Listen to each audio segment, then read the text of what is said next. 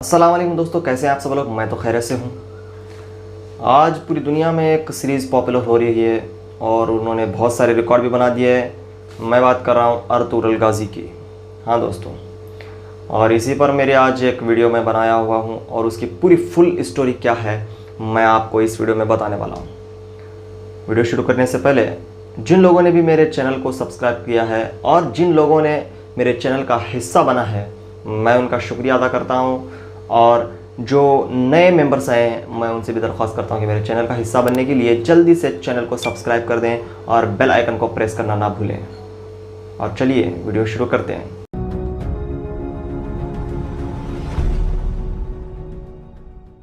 तो दोस्तों, पूरी दुनिया के अंदर एक फ़ेमस सीरीज़ चल रही है अर्तुगरुल गाजी के नाम से, और ये बहुत ही फेमस हो चुकी है और इन्होंने यूट्यूब के अंदर वर्ल्ड रिकॉर्ड भी किया है।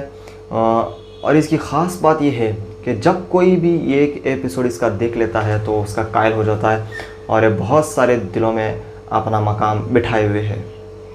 हाँ दोस्तों, अर्तुगरुल गाजी, जब भी इन बहादुर शख्सियत का नाम सुना जाता है, इनकी तारीख़ पढ़ी जाती है तो इंसान के जिस्म पर रोंगटे खड़े हो जाते हैं। ये बात बिल्कुल सच है, मैं कह रहा हूँ। और इसकी पूरी स्टोरी मैं आपको इस वीडियो में बताने वाला हूँ कि इसकी पूरी स्टोरी क्या है।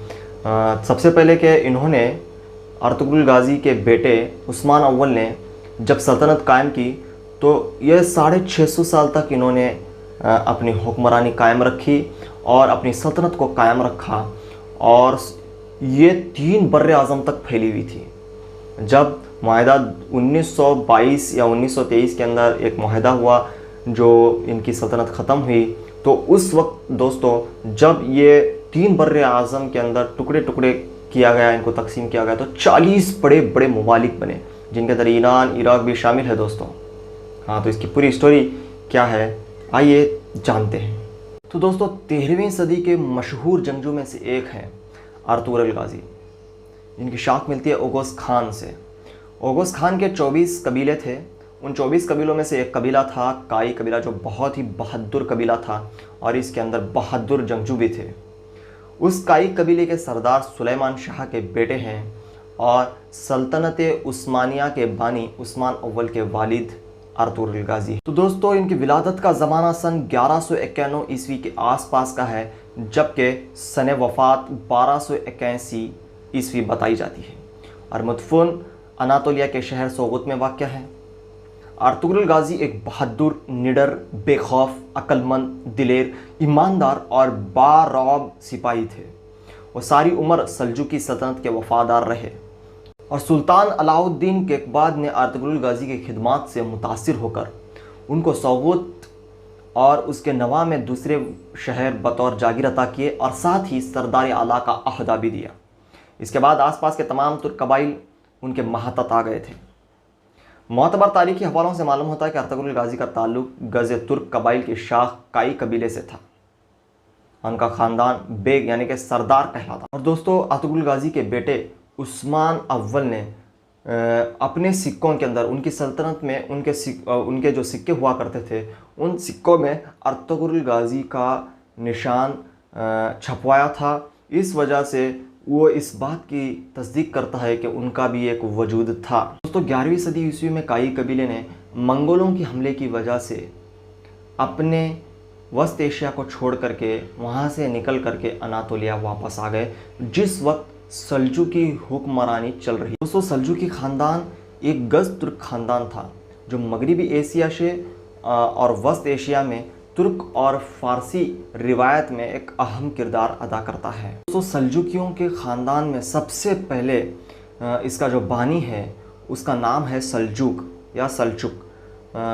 इसने सबसे पहले अपने ही ख़ानदान के अंदर इस्लाम कबूल किया और अपने सियासत के दरवाज़े को खोला। और दोस्तों, अनातोलिया से लेकर के ईरान तक इन सल्जुकियों की हुक्मरानी चलती थी और ये हुकूमत और ये सल्तनत यहाँ तक फैली हुई थी। इसी गज़ तुर्क ख़ानदान या इसी गज़ तुर्क सल्तनत में से 24 कबीलों में से ख़ास कबीला आता है काई कबीला, और उसी सरदार सुलेमान शाह के बेटे हैं अर्तुगरुल गाजी। और दोस्तों, अर्तुगरुल गाजी की एक बीवी थी जो सल्जुकियों ख़ानदान की ही शहज़ादी थी।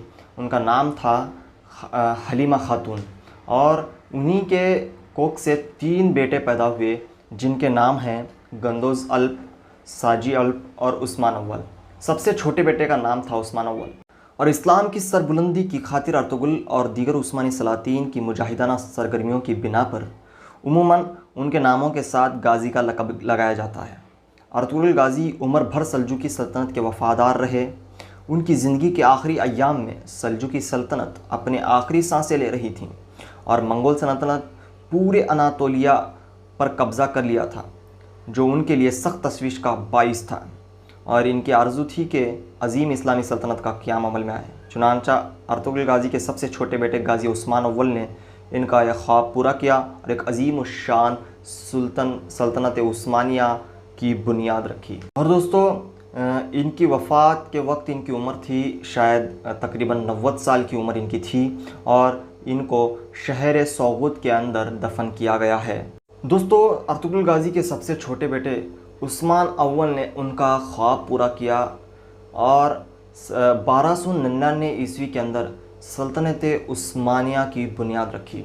और ये हुकूमत और ये सल्तनत 1922 ईस्वी तक कायम रही, जो तकरीबन 650 या 600 साल तक का वक्फ़ा है। इन्होंने इतनी अजीम शान सल्तनत कायम की और 3 बर्रे आज़ों में फैली हुई थी।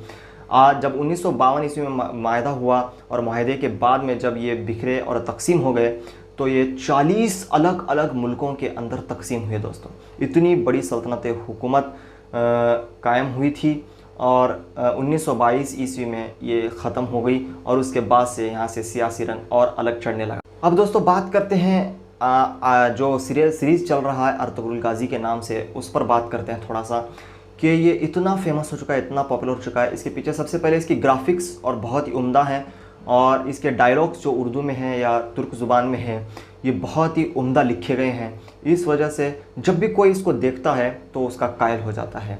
और ये इस वजह से अब ये चलाया जा रहा है क्योंकि 1922 में जब ये मुआहदा हुआ था, एक 100 साल का मुआहदा हुआ था, जो आकर के 2022 या 2023 में ख़त्म होने वाला है।